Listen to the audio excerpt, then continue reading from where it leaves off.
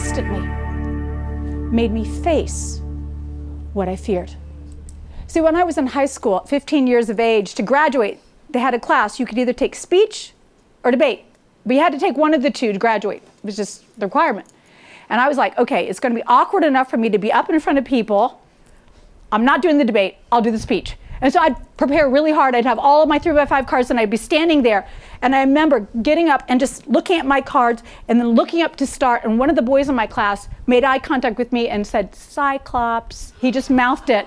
And I just began to shake. And my teacher looked at me and said, if you need to step out and compose yourself and come back in, you can. So I stepped out of the room, composed myself, came back in. He said it again. The next thing I knew, I was running out of the room. I went to the guidance counselor. I'm crying. I'm like, I'm handicapped. I cannot do speech class. This is cruel. This is wrong. I will never be doing public speaking. Why do I have to do this? They're like, absolutely right. This is too hard for you. You are handicapped. We're going to waive the requirement for public speaking for you. Wow. I was like, thank you.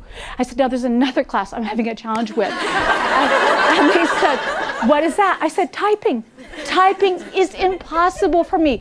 Anybody remember typewriters where you had to put your hands on the keys and they had the thing and you're like, oh my gosh. I'm like, I can't even see my hands. I mean, like, there. That's when I see my hand. I'm like, oh, my hand's on the keys. I could not get above 25 words a minute.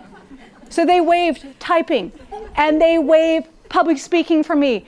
And I remember at 15 thinking I was so free.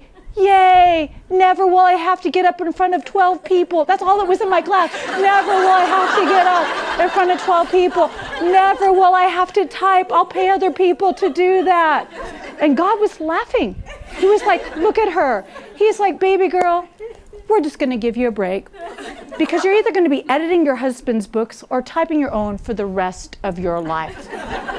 You don't want to get up in front of people? Okay, we'll wait a little while. Then to push you on the edge of diarrhea, we're just going to put you up in front of crowds and on TV, and that's the way it is. God actually will intentionally position you to face what is now limiting you so that you discover that in Him you are limitless.